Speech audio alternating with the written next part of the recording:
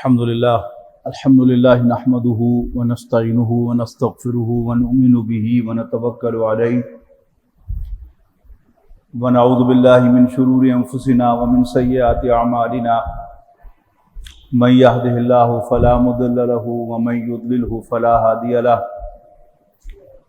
ونشهد أن لا إله إلا الله وحده لا شريك له ونشهد أن سيدنا محمدا عبده ورسوله ارسلہ بالہدی ودین الحق لیظہرہ علی الدین کلہ وکفی باللہ شہیدا فصلی اللہ علیہ وسلم تسلیما کثیرا کثیرا اما بعد فاعوذ باللہ من الشیطان الرجیم بسم اللہ الرحمن الرحیم والسماء ذات البروج والیوم الموعود وشاہد ومشہود قتل اصحاب الاخدود النار ذات الوقود اذ هم علیہا قعود وهم علی ما یفعلون بالمؤمنین شہود۔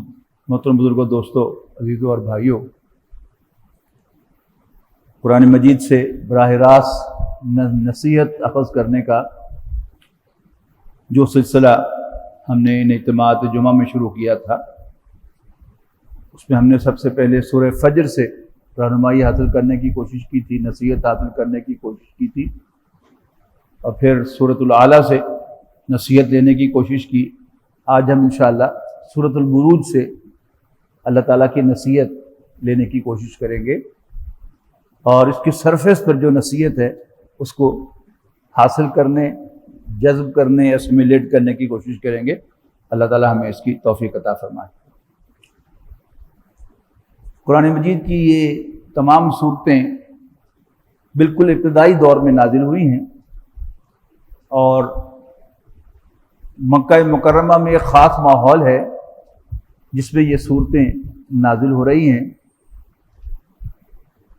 مکے کے ایک انتہائی بااعتماد، سچے اور اعلیٰ خاندان کے ایک نوجوان سے مراد میچور 40 ایئرز اولڈ نے دعویٰ کیا ہے کہ وہ اللہ کا رسول ہے، اللہ کی طرف سے بھیجا ہوا ہے، اور اس پر ایک کلام نازل ہو رہا ہے اللہ کی طرف سے جسے قرآن مجید کا نام دیا گیا ہے۔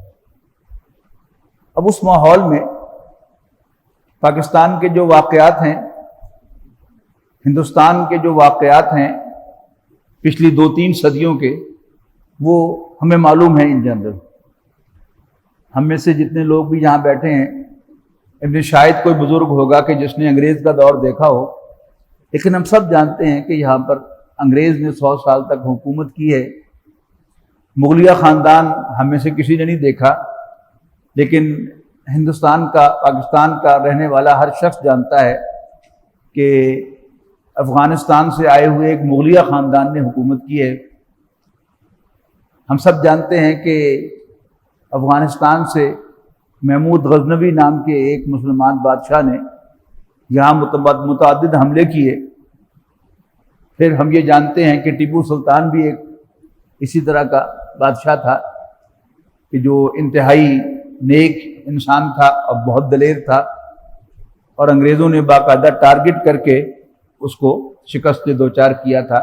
یہ سب وہ باتیں ہیں کہ جو ہمیں معلوم ہیں۔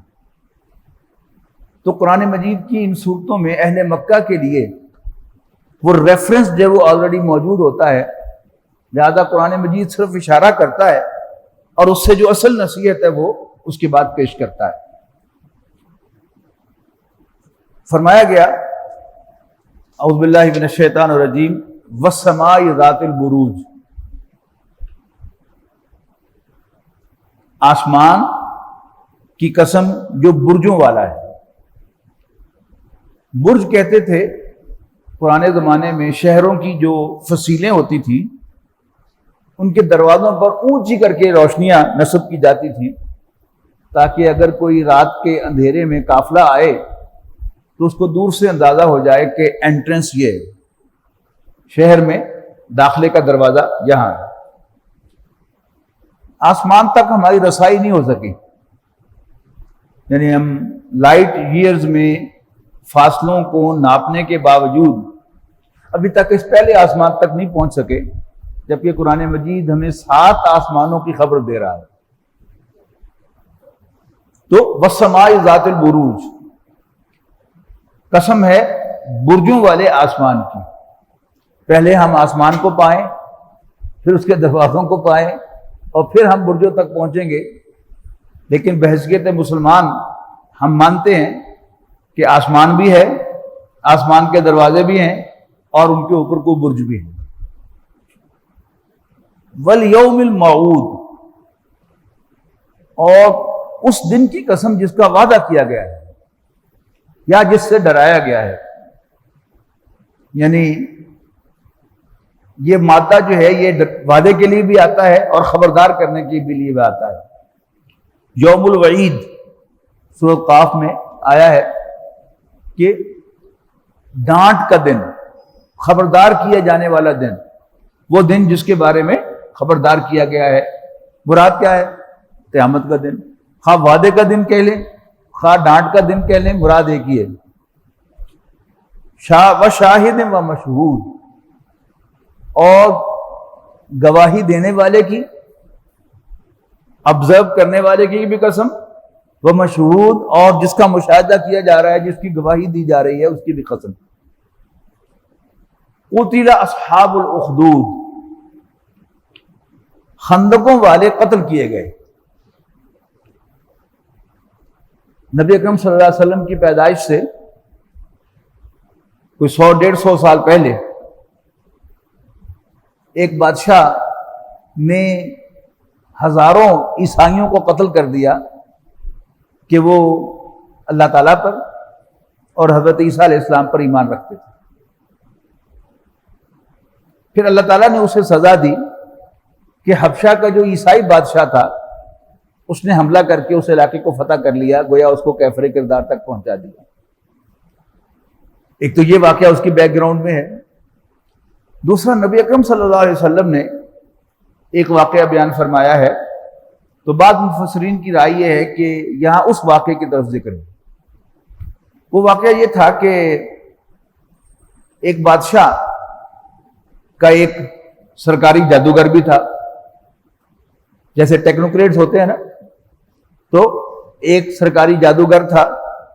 تو جب وہ جادوگر بوڑھا ہو گیا تو اس نے بادشاہ سے کہا کہ میں بوڑھا ہو گیا ہوں، تو میرے پاس جادو کا علم ہے، آپ مجھے کوئی ذہین سا بچہ دے دیں کہ جس کو میں مرنے سے پہلے یہ علم منتقل کر دوں تاکہ یہ میرے ساتھ ہی قبر میں نہ چلا جائے.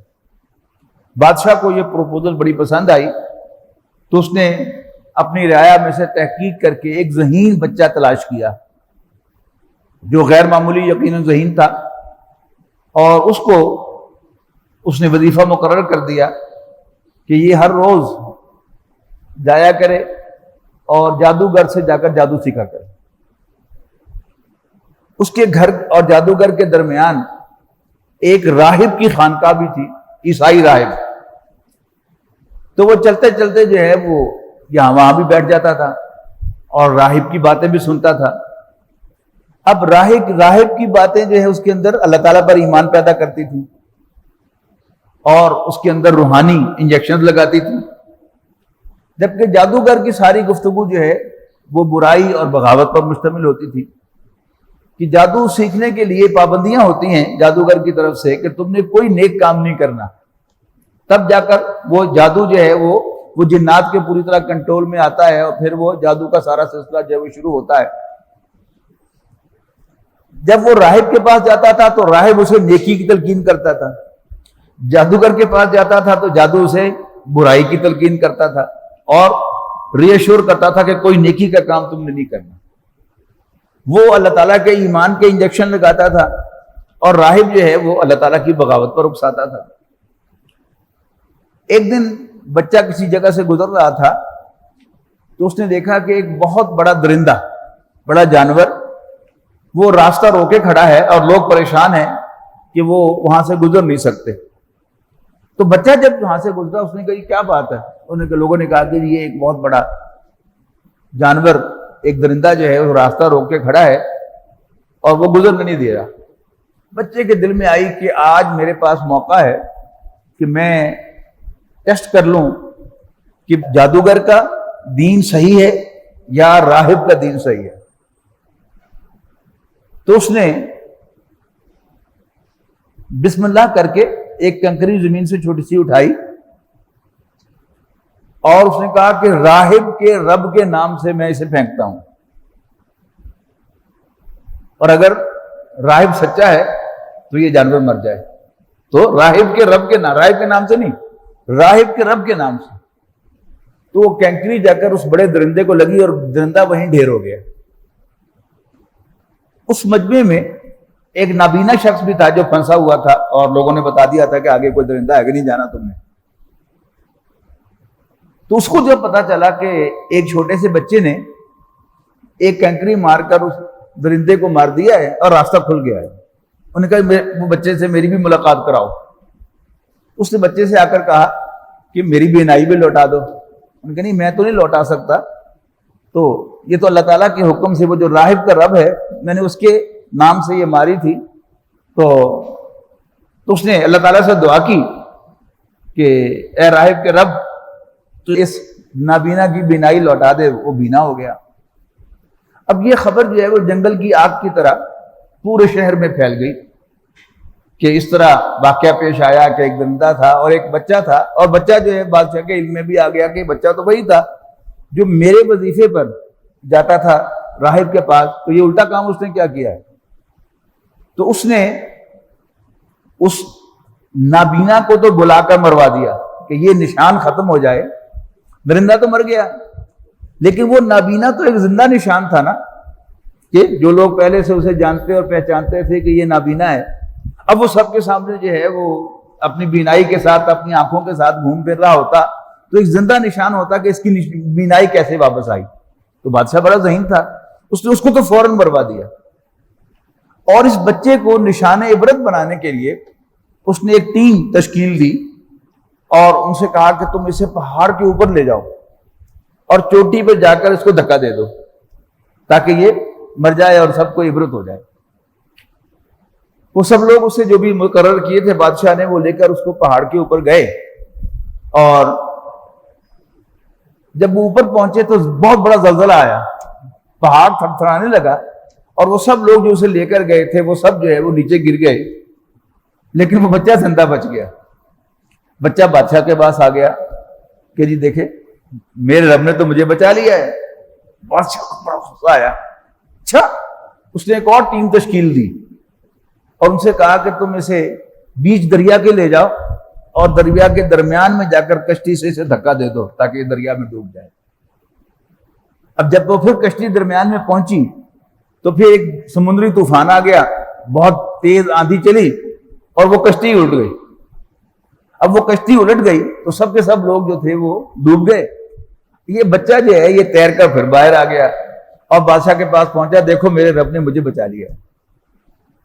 بادشاہ نے بڑے دانت پیسے، اس نے کہا بادشاہ سے کہا کہ تم مجھے مارنا چاہتے ہو؟ انہوں نے کہا میں تمہیں مارنا چاہتا ہوں۔ اس نے کہا یہ طریقہ اگر تمہیں میں بتا دوں تو عمل کرو گے اس پر؟ اس نے کہا ہاں۔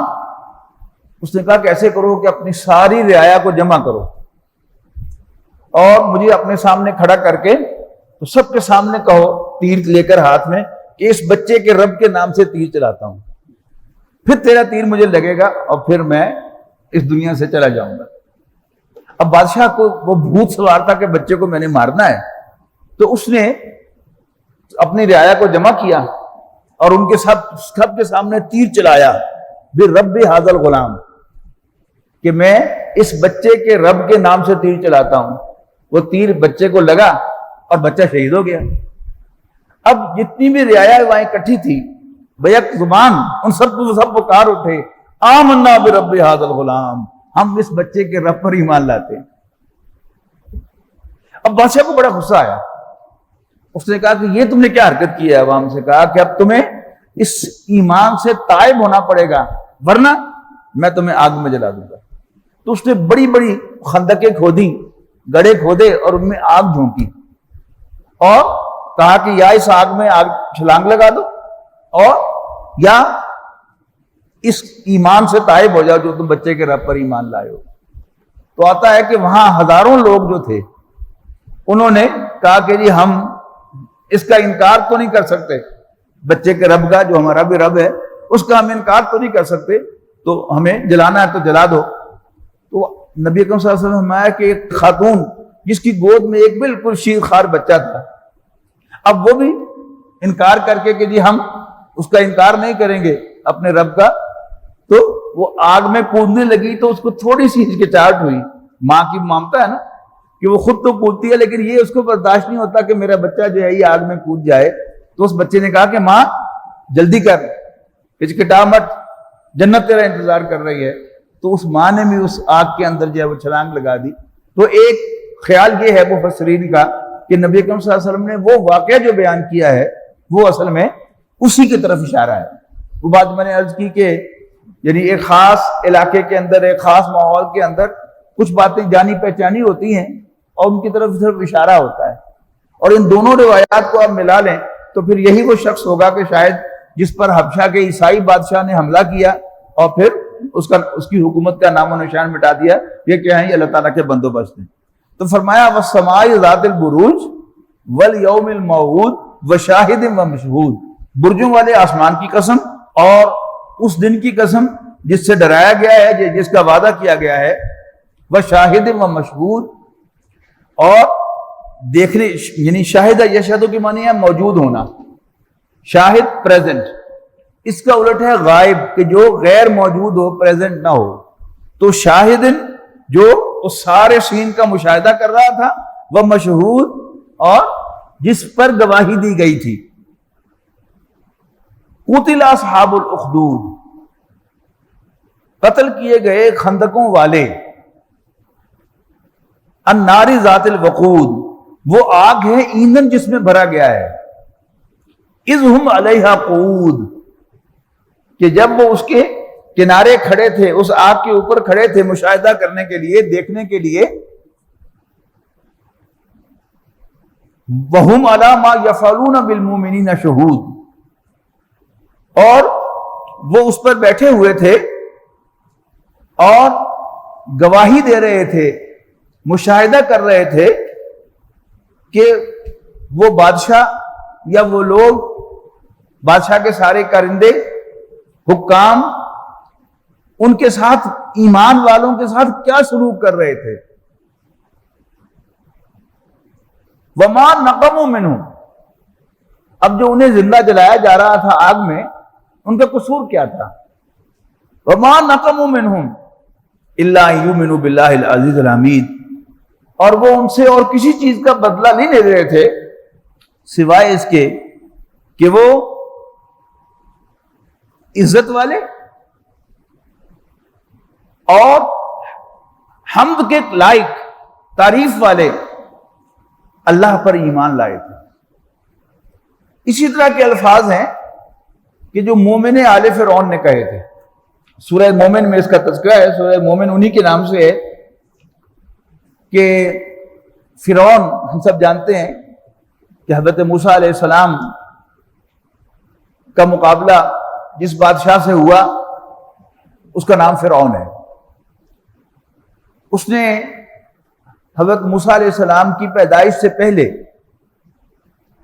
کسی نجومی نے بتایا یا اسے خواب آیا یا الہام ہوا یا کسی صاحب علم نے اس کو خبر دی کہ بنی اسرائیل میں ایک بچہ پیدا ہونے والا ہے، وہ تمہارے تخت کے لیے خطرہ ہوگا. اس نے کہا مسئلہ ہی کوئی نہیں. اس نے اپنی سپاہی بھیج دیے بنی اسرائیل کی بستی میں، اور جس گھر میں کوئی بچہ پیدا ہوتا سپاہی زبردستی گھس کر اس بچے کو چھینتے ماں کی گود سے اور اسے ذبح کر دیتے. اللہ تعالیٰ نے حضرت موسیٰ علیہ السلام کی والدہ کو الہام کے ذریعے یا خواب کے ذریعے یا دل میں براہ راست یہ بات ڈال دی کہ تم اس بچے کو ایک صندوق میں بند کر کے دریا میں بہا دو، باقی ہم جانے، ہمارا کام جانے. یہ ہم تمہیں یقین دہانی کراتے ہیں کہ اپنے بچے کو دودھ تم خود پلاؤ گے. اب وہ ان کو اتنا یقین تھا اس پر، انہوں نے اس پر عمل کیا. اور پھر وہ پوری حضرت موسیٰ علیہ السلام کی جو کہانی آپ کو معلوم ہے. حضرت موسیٰ علیہ السلام کو اللہ تعالیٰ نے فرعون کے محل میں آپ کی پرورش کروائی اور آپ کو دودھ آپ کی والدہ ہی نے پلایا. یہ تو ایک معجزہ تھا اللہ تعالیٰ کا. اس کے بعد حضرت موسیٰ علیہ السلام سے ایک قبطی آل فرعون کا ایک شخص قتل ہو گیا اور اس کی مخبری ہوئی تو حضرت موسیٰ علیہ السلام وہاں سے بھاگ نکلے. مدین پہنچ گئے اور وہاں ایک بزرگ حضرت شعیب تھے، انہوں نے اپنی ایک بیٹی کا نکاح ان سے کر دیا اور ان سے 8 یا 10 سال تک خدمت لینے کا وعدہ لے لیا۔ اب وہ وعدہ پورا کرنے کے بعد جب موسیٰ علیہ السلام وہاں سے چلے تو راستے میں شدید سردی تھی، گھپ اندھیرا تھا، حضرت موسیٰ علیہ السلام راستہ بھول گئے، تو انہوں نے پہاڑ کے اوپر آگ دیکھی، تو انہوں نے اپنے گھر والوں سے کہا کہ تم یہاں بیٹھو، میں ذرا جاتا ہوں اوپر پہاڑ پر اور وہاں سے میں راستہ بھی پوچھ کے آتا ہوں اور تمہارے لیے کوئی انگارہ بھی لے کے آتا ہوں تاکہ تم بھی تاپ سکو، سیک سکو۔ وہاں پہنچے تو اللہ تعالیٰ نے کہا کہ جوتے اتار دو، تم پاک وادی میں ہو، میں تمہارا رب اللہ ہوں۔ اور پھر ان کو اپائنٹ کیا، معجزے دکھا کر ان کا عصا سانپ بن گیا، ان سے کہا کہ ہاتھ اپنے گریبان میں سے بغل میں لے کے جاؤ، پھر یوں نکالو، نکالا تو سفید ہو گیا۔ تو کہا گیا کہ یہ دونوں میری نشانیاں لے کر فرعون کے پاس جاؤ، وہ سرکش ہو رہا ہے، اسے خبردار کرو، ڈراؤ، اللہ کے ایمان کی دعوت دو اور اس سے کہو کہ بنی اسرائیل کو تمہارے ساتھ بھیج دو۔ تو اس سارے کے نتیجے میں فرعون نے ظاہر بات ہے کبھی لاتوں کے بھوت باتوں سے تو نہیں مانا کرتے، کبھی آج تک ہوا نہیں کہ کسی بادشاہ سے جا کر کہا جائے کہ یہ اس قوم کو آزاد کر دو، اس علاقے کو آزاد کر دو، وہ آزاد کر دے، تو محنت تو کرنی پڑتی ہے۔ تو حضرت موسیٰ علیہ السلام نے بنی اسرائیل کے اندر بھی تحریک چلائی، ان کو آزادی پر آمادہ کیا۔ شروع میں جب موسیٰ علیہ السلام نے بادشاہ کے دربار میں جا کے بات کی، اس کے بعد پھر بادشاہ نے اور درباریوں نے کہا کہ یہ تو جادوگر ہے، اس کا مقابلہ کرتے ہیں۔ اس مقابلے میں بھی حضرت موسیٰ علیہ السلام کامیاب ہو گئے، اس لیے کہ حضرت موسیٰ علیہ السلام کا کوئی جادو تو نہیں تھا، ان کا جو عصا تھا وہ واقعی سانپ بن جاتا تھا، اور جادو کی کوئی حقیقت نہیں ہوتی، جادو صرف آنکھوں سے نظر آتا ہے، اس کی حقیقت نہیں ہوتی۔ تو جب اللہ تعالیٰ کے حکم سے حضرت موسیٰ علیہ السلام نے اپنا عصا پھینکا تو واقعتاً سانپ بن گیا، اور اس نے ان تمام رسیوں اور لاٹھیوں کو جو سانپ دکھائی دے رہی تھی کھا لیا۔ پبلک کو تو یہی نظر آیا کہ یہ بڑا کام دکھایا ہے اس نے۔ شروع میں جب فرعون کے درباریوں نے توجہ دلائی فرعون کو کہ بادشاہ سلامت، کیا آپ موسیٰ اور اس کی قوم کو کھلی چھوٹ دیے رکھیں گے کہ وہ زمین میں فساد پھیلائیں، یعنی آزادی کی تحریک چلائیں، اور آپ کو اور آپ کے خداؤں کو نظر انداز کرتے ہیں؟ تو شروع میں تو موسیٰ نے کہا مسئلہ ہی کوئی نہیں، ہم ان کے لڑکوں کو ذبح کریں گے، قتل کریں گے، اور ان کی عورتوں کو زندہ چھوڑیں گے، تو یہ تحریک خود ہی دم توڑ جائے گی، کوئی موسیٰ علیہ السلام کا ساتھ دے گا ہی نہیں۔ جیسا کہ آج بھی ہوتا ہے کہ شروع میں جب کوئی گورنمنٹ ان پاور آتی ہے تو اس کے پاس میجورٹی ہوتی ہے اسمبلی کے اندر، تو وزراء جو ہے وہ کابینہ میں توجہ بھی دلاتے ہیں کہ قائد حزب اختلاف کو ہمیں گرفتار کرنا چاہیے، یہ بڑی لیڈرشپ جو ہے اس کو گرفتار کرنا چاہیے، یہ فتنہ مچا رہے ہیں۔ تو وزیر اعظم صاحب عام طور پر کہتے ہیں کہ مسئلہ ہی کوئی نہیں، ہم ان کی جو تیسری اور چوتھی لائن ہے لیڈرشپ کی، ان کے 2-4 بندے ماریں گے تو یہ تحریک خود ہی دم توڑ جائے گی۔ ماضی میں ایسا ہوتا رہا ہے، آپ کو معلوم ہے۔ لیکن اس کے بعد پھر وقت آتا ہے کہ جب لوٹے جو ہیں وہ پھسلنا شروع ہو جاتے ہیں، ان کے اپنے ارکان جو ہیں وہ ساتھ چھوڑنا شروع کرتے ہیں، تو پھر وزیر اعظم صاحب کابینہ سے مشورہ کرتے ہیں کہ کیا خیال ہے، اب ان کو گرفتار کیا جائے، ان کی لیڈرشپ کو۔ لیکن کابینہ میں سے بہت سے لوگ جو ہیں وہ پھر دوسری طرف جا چکے ہوتے ہیں۔ تو وہی کچھ وہاں ہوا کہ پھر جب محسوس کیا فرعون نے کہ یہ تو بہت زور پکڑ رہی ہے تحریک، تو فرعون نے اپنی کابینہ سے مشورہ کیا، اپنے سرداروں سے مشورہ کیا کہ ضروري اقتل موسیٰ، مجھے موسیٰ کو قتل کر لینے دو، مجھے اجازت دو کہ میں موسیٰ کو قتل کر دوں۔ تو آل فرعون میں سے، فرعون کے اپنے خاندان میں سے، اس کے سرداروں اور درباریوں میں سے ایک شخص تھے جن کو قرآن مجید نے مومن آل فرعون کہا ہے۔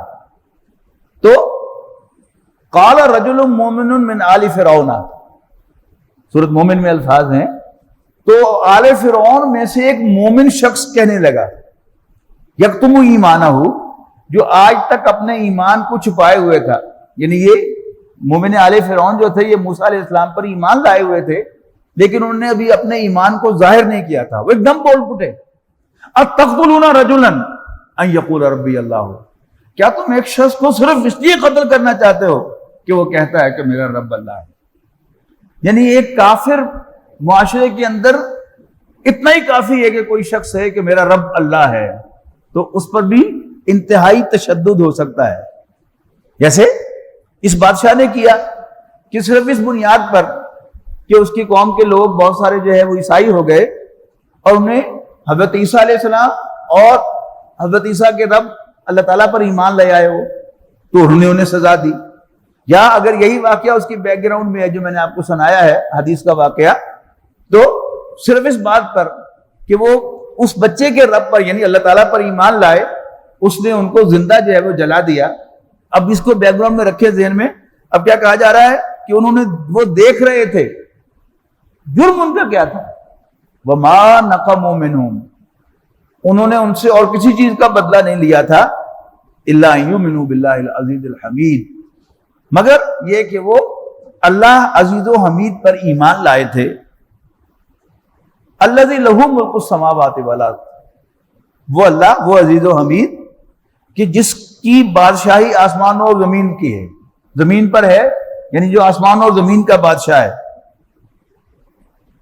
واللہ علی کل شیء شہید، اور اللہ ہر چیز کو دیکھ رہا ہے، ہر جگہ موجود ہے۔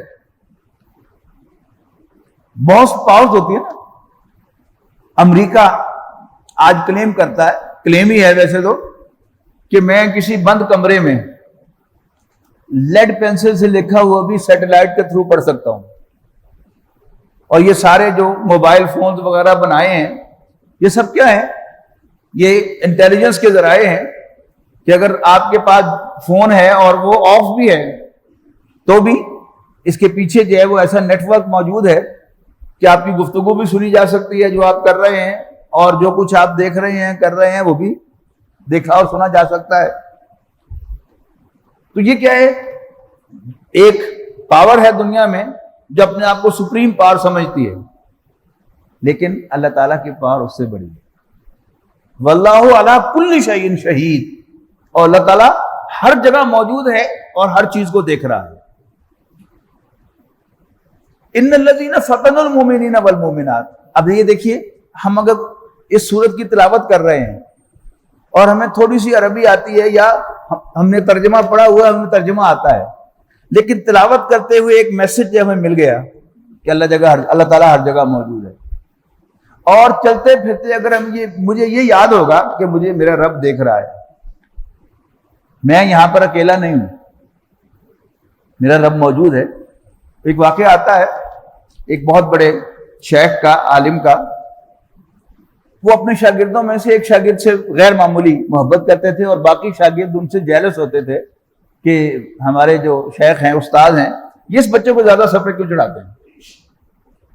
ایک دن کہیں سے کوئی چیز آئی کھانے کی تو انہوں نے سارے شاگردوں میں بانٹ دی اور ان سے کہا کہ تم یہاں نہ کھاؤ بھائی، کہیں چھپ کر کھاؤ جہاں تمہیں کوئی نہ دیکھے۔ دوپہر کو صبح کے سیشن میں انہوں نے وہ مٹھائی تقسیم کی، اور شام کا جب کلاس کا سیشن ہوا تو سارے شاگرد ان کے پاس حاضر ہوئے، تو انہوں نے 1 بائی 1 پوچھنا شروع کر دیا کہ ہمیں تم نے کہاں جا کے کھایا؟ انہوں نے کہا کہ جی گھر میں نے اندر والے کمرے میں دروازہ بند کر کے کھایا۔ کسی نے کہا کہ میں نے بیت الخلاء میں جا کے کھایا، کسی نے کہا جب میں دور جنگل میں نکل گیا وہاں جا کے میں نے کھایا۔ آخر میں اس لڑکے سے پوچھا کہ بھئی تم بتاؤ تم نے کہاں کھایا؟ تو اس نے وہ شیرینی استاد کو پیش کر دی کہ حضرت میں تو کھا ہی نہیں سکا، میں جہاں بھی گیا مجھے اللہ تعالیٰ وہاں پر موجود نظر آیا، لہذا میں سوری کہ آپ کے حکم کی تعمیل نہیں کر سکا، میں اس کو کھا نہیں سکا۔ تو انہوں نے کہا کہ دیکھو تمہیں برا لگتا تھا کہ میں اس بچے کو زیادہ اہمیت کیوں دیتا ہوں، میں اس لیے دیتا ہوں کہ یہ اللہ تعالیٰ پر ایمان اور یقین رکھتا ہے۔ تو یہ بات بڑی چھوٹی سی ہے، ہم نے کلمہ پڑھا ہے، لا الہ الا اللہ کہا ہے، تو ہم سب اس کے ماننے والے ہیں، لیکن یہ سبق یاد نہیں رہتا۔ تو قرآن مجید سے نصیحت حاصل کرنے کا مطلب کیا ہے کہ جب امام نماز میں یہ سورت تلاوت کرے اور اتنی سی ایک جملہ واللہ ولا کل شیء شہید، اور اللہ تعالیٰ ہر جگہ موجود ہے، ہر چیز کو دیکھ رہا ہے، یہ میسج اگر ہم نماز کے اندر سنیں گے تو پھر ایک ریمائنڈر ہمیں مل جائے گا کہ اللہ موجود ہے. تو کیا جب شام تک، رات سوتے تک، یا ہفتے تک، یا 10 دن تک یہ بات ہمیں یاد رہے کہ اللہ دیکھ رہا ہے، اللہ تعالیٰ ہر جگہ موجود ہے. یہ ہے قرآن مجید کی اصل نصیحت. پھر صبح فجر کی نماز میں پھر آپ نے، امام صاحب نے کوئی تلاوت کی، پھر آپ کو ایک نیا میسج مل گیا.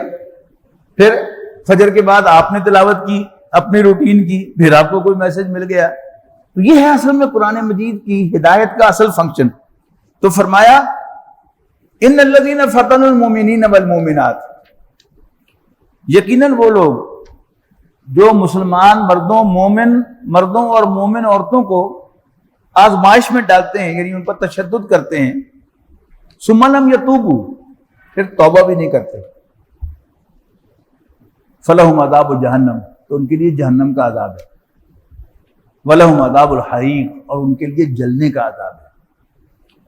آج ہم جس دور سے گزر رہے ہیں، یعنی مسلمانوں کو مختلف طریقوں سے تشدد کا نشانہ بنایا جا رہا ہے. اور تشدد کا نشانہ بنانے والے کون ہیں؟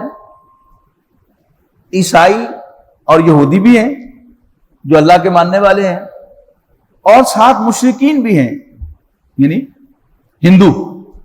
اس وقت سب سے آگے جو ہے مسلمانوں پر تشدد میں ہندو، یہودی، اور پھر جو میٹھے انداز میں عیسائی ہیں. اس میں کوئی شک نہیں ہے کہ عیسائی جو ہیں وہ بھی مسلمانوں پر تشدد میں پیش ہے. لیکن اب قرآن مجید جو انہیں خبردار کر رہا ہے کہ وہ لوگ کہ جو مومن مردوں اور مومن عورتوں پر تشدد کرتے ہیں، انہیں آزمائش میں ڈالتے ہیں، ان کے لیے جہنم کا عذاب ہے. اب کافر نے تو یہ ماننا نہیں، لیکن ہم تو اس کے ماننے والے ہیں. تو اصل میں یہ ہمارے لیے ایک انکریجمنٹ ہے، اس لیے کہ ہم میں سے جو حقیقت پسند اپنے آپ کو ظاہر کرنا چاہتے ہیں، ریئلسٹک اپروچ رکھنے والے ہیں، وہ ایڈوکیٹ کرتے ہیں کہ ہمیں مان لینا چاہیے کہ ہم کمزور ہیں. ہمیں مان لینا چاہیے کہ امریکہ ایک بہت بڑی طاقت ہے، ہمیں مان لینا چاہیے کہ اسرائیل ایک طاقت ہے، ہمیں مان لینا چاہیے کہ ہم سے 10 گنا بڑی طاقت جو ہے وہ انڈیا ہے، تو ہمیں اس کے سامنے ہتھیار ڈالنا چاہیے. لیکن اگر ہمارا اللہ پر ایمان ہو اور اللہ تعالیٰ کی طاقت پر یقین ہو، اللہ تعالیٰ کے دیکھنے پر یقین ہو، تو پھر انشاءاللہ ہمیں یہ چیزیں جو ہیں وہ مرعوب نہیں کریں گی، بلکہ ہم محسوس کریں گے کہ ہماری اللہ تعالیٰ کے ساتھ وفاداری ہو تو بے شک میں شہید ہو جاؤں، میرے ساتھ کچھ اور لوگ جو ہیں وہ جام شہادت نوش کر لیں، لیکن الٹیمیٹلی فتح جو ہے وہ اللہ اور نبی اکرم صلی اللہ علیہ وسلم کے ماننے والوں کی ہوگی. اس لیے کہ اگر اللہ تعالیٰ حضرت عیسیٰ علیہ السلام کے ماننے والوں کی، جب وہ اللہ تعالیٰ کے ساتھ وفاداری کا اظہار کر رہے ہیں، اللہ تعالیٰ ان کی مدد کرتا رہا ہے، تو پھر اللہ تعالیٰ جو ہے وہ نبی اکرم صلی اللہ علیہ وسلم کے ماننے والوں کی مدد کیوں نہیں کرے گا. اور ہمارے سامنے اب تو ایک بات جو ہے وہ زندہ مثال کے طور پر آ گئی ہے کہ افغانستان میں پورا نیٹو آیا ہے اور پورے نیٹو نے شکست کھائی ہے نہتے طالبان سے، اور منتیں ابھی تک کر رہا ہے امریکہ جو سب سے بڑی طاقت اپنے آپ کو سمجھتا ہے. اللہ تعالیٰ کی مدد آئی ہے، اللہ تعالیٰ کی مدد آئی ہے، آتی رہے گی، آئے گی انشاءاللہ. لیکن ہمیں مرعوب ہونے کی ضرورت نہیں ہے، اپنی اصلاح کرنے کی ضرورت ہے کہ اگر ہمارے اندر کوئی کمی ہے کہ اللہ تعالیٰ کی مدد ہمارے ساتھ نہیں آ رہی ہے، تو ہم اس کمی کو پورا کریں اور اللہ تعالیٰ کی مدد حاصل کریں. اقول قولی ھذا واستغفر اللہ لی ولکم ولسائر المسلمین والمسلمات.